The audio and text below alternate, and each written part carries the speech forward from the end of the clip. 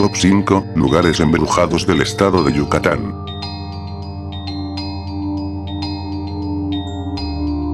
Parte 5.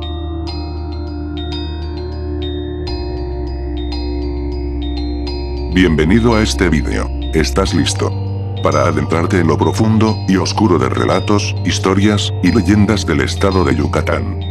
La veracidad de estas historias queda a tu criterio. Comenzamos. Número 1. La casa del barrio de Santiago. Esta historia no tiene nada de paranormal, más sin embargo las circunstancias en que ocurrió todo dejan muchas interrogantes en este caso. En aquella casa una tarde, del lunes 24 de mayo, de 1993, fueron encontrados muertos por disparos a la cabeza, dos abogados, uno llamado Armando de 48 años de edad, y la segunda víctima una mujer llamada Lady María, de apenas 26 años de edad, en aquella casa que servía de despacho, que ambos ocupaban en la calle 70, número 458 por 53 y 55 del centro de Mérida.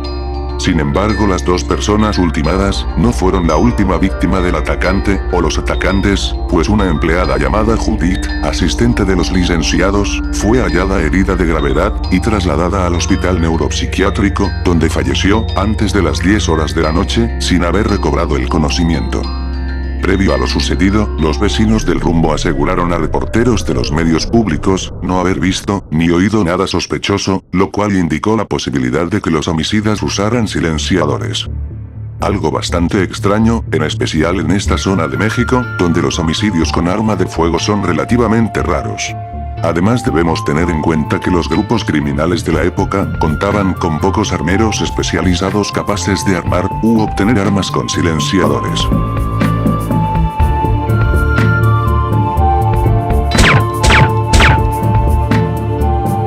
Más adelante se supo que las balas eran de calibre 22.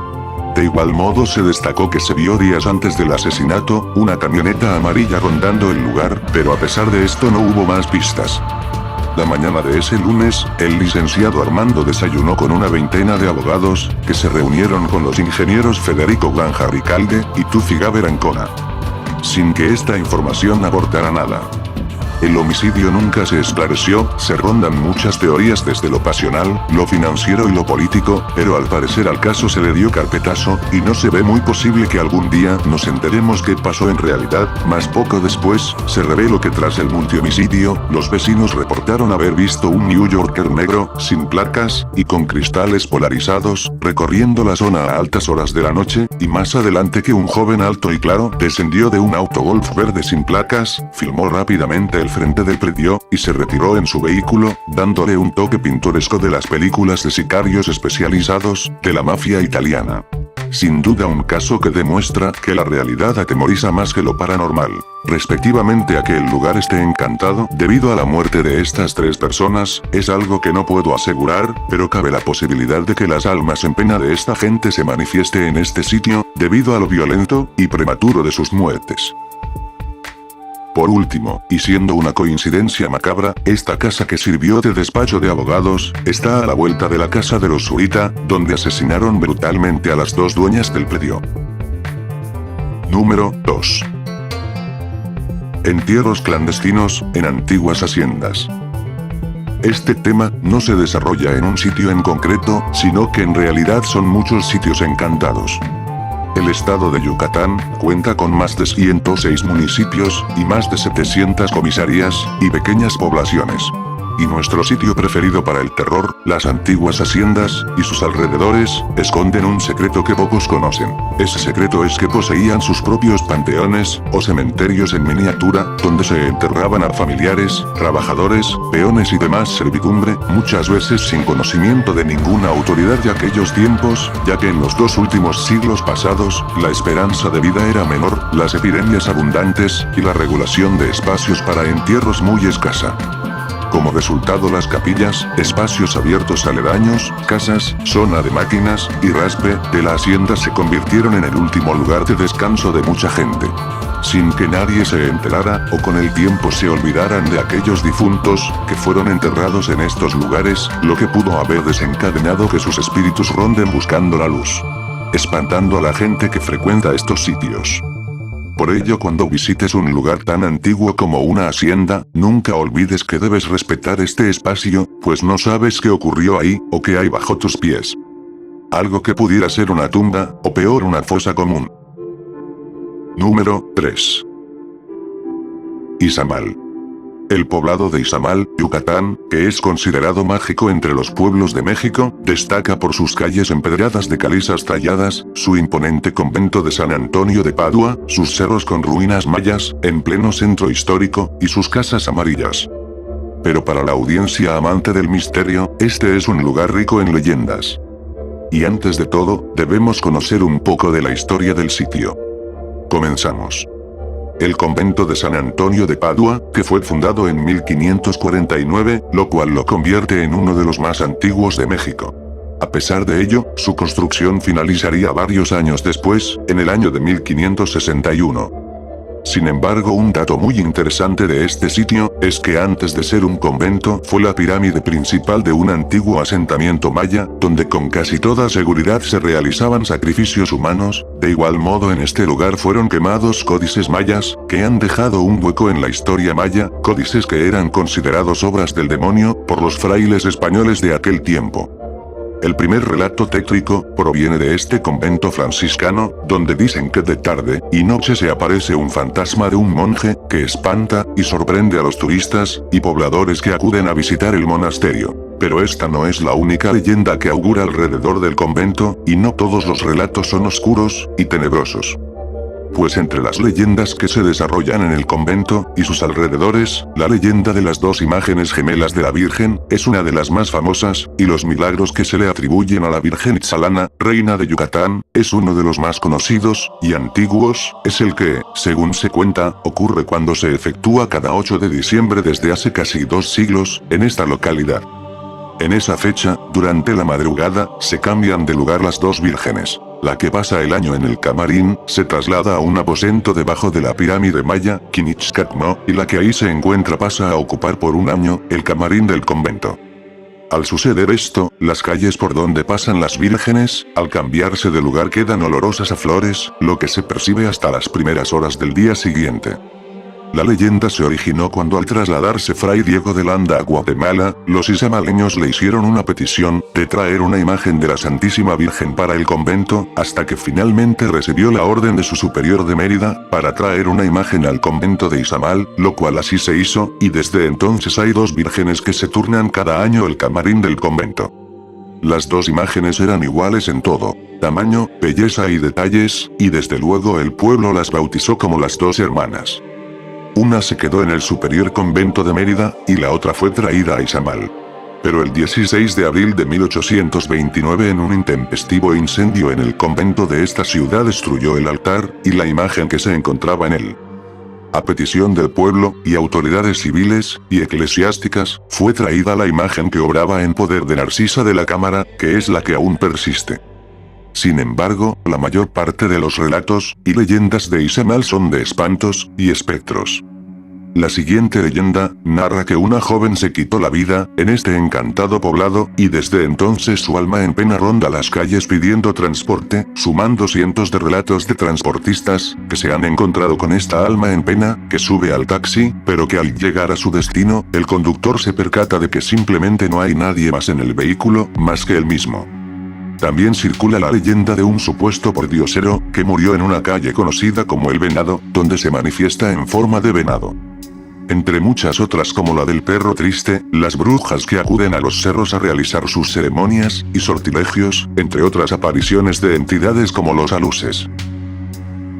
Número 4. La estación de tren de Calakmul.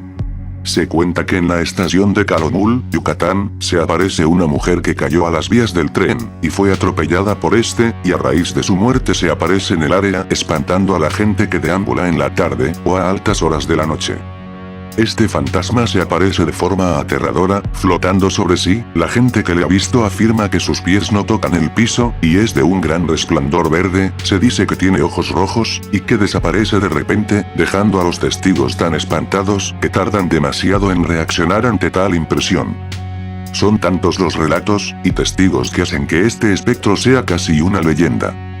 Pregunto, ¿Te atreverías a pasar una noche solo, en esta vieja estación abandonada, que se encuentra casi a medio camino entre Tizimín y Valladolid? ¿Te atreverías? Número 5. El cementerio de Tícul. Este campo santo es uno de los más grandes y antiguos de toda la península de Yucatán, y de él se cuentan leyendas de épocas pasadas y de tiempos recientes. Una de ellas relata que en el siglo XX falleció una hija de un adinerado comerciante español que vivía en este municipio. Según se cuenta, la niña tenía 14 años, y la apodaban la Coronela. Esta niña falleció debido a que fue mordida por una víbora que se encontraba en el patio de su casona, por lo que fue enterrada en este cementerio. Ante esta desgracia el señor enloqueció, al grado que profanó la tumba de la niña, pues decía que la Coronela se le apareció en sueños, y le decía que estaba durmiendo, y no estaba muerta. El triste sujeto, al abrir la tumba, de repente se escuchó un fuerte estruendo igual al de un rayo, que terminó por matarlo. En ese entonces testigos aseguraron que este comerciante falleció con una expresión de terror. Solo él se enteró de lo que vio aquella lúgubre noche. Este cementerio es famoso de igual modo por la aparición de un niño fantasma, que ronda el cementerio escondiéndose entre las tumbas, invitando a los incautos a jugar en el panteón. Además de todo lo anterior, existe la leyenda de la niña del cementerio. Se trata de una pequeña que murió atropellada hace una década. A raíz de su muerte, pronto los mototaxistas que pasaban por el cementerio empezaron a encontrarse con una niña, que les pedía que la llevaran al panteón, y cuando finalmente llegaban, ésta se bajaba y desaparecía entre las tumbas.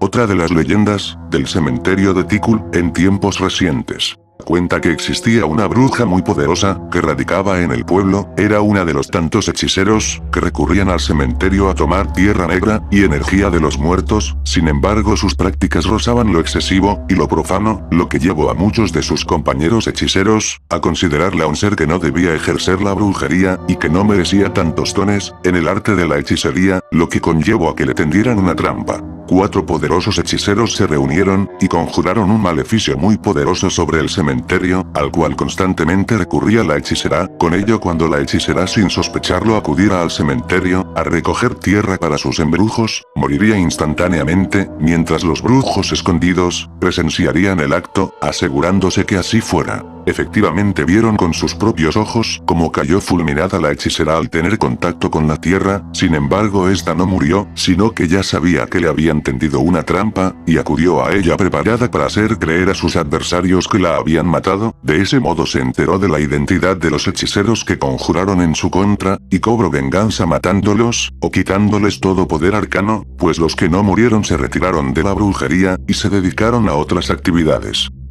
Pero la historia no termina aquí. La bruja, a pesar de haber ganado la guerra entre hechiceros, se dio cuenta de que había más gente dispuesta a eliminarla para siempre, y no tardaría mucho en aparecer un hechicero más poderoso que ella, quien seguro la mataría. Por ello decidió huir de Tícul, con rumbo desconocido, donde nadie la encontrara.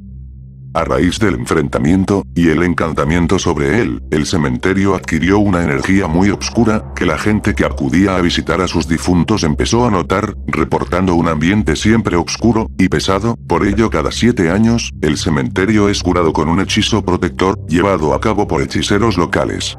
Ya que si no se hace, mucha gente inocente puede cargar con la energía descargada en ese lugar, y como consecuencia sentenciar a una muerte trágica a inocentes, que acuden al panteón a visitar a sus difuntos, o a gente aledaña al cementerio.